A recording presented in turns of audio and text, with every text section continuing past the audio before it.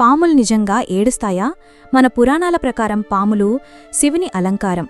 కందుకూరు నాగు లేదా కలియుగ నాగుల గురించి చెప్పే కథల్లో పాముల బాధకు కన్నీళ్లు కారినట్లు వర్ణించబడింది. కొన్ని ప్రాంతాల్లో ఇవి శాపగ్రస్త పాములుగా పరిగణిస్తారు. ఇప్పటికీ చాలామంది పాములు ఏడుస్తాయని నమ్ముతారు. కానీ శాస్త్రవేత్తలు చెప్పే సైంటిఫిక్ రీజన్ ఏంటంటే, పాములకు ఇమోషనల్ ఎక్స్ప్రెషన్స్ ఉండవు.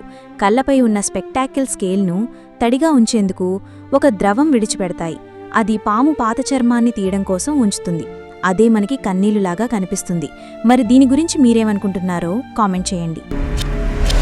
ఓ దేవాలయంలో శివుడు ప్రతిరోజూ నిద్రపోతాడట. వినగానే ఆశ్చర్యంగా ఉంది కదా.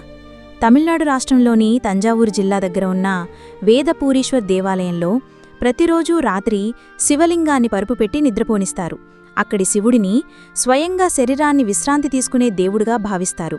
అర్ధరాత్రి శైవ పూజారులు శైవాగమ ప్రకారం శివుణ్ణి నిద్రలో ఉంచే విశిష్ట పూజ చేస్తారు.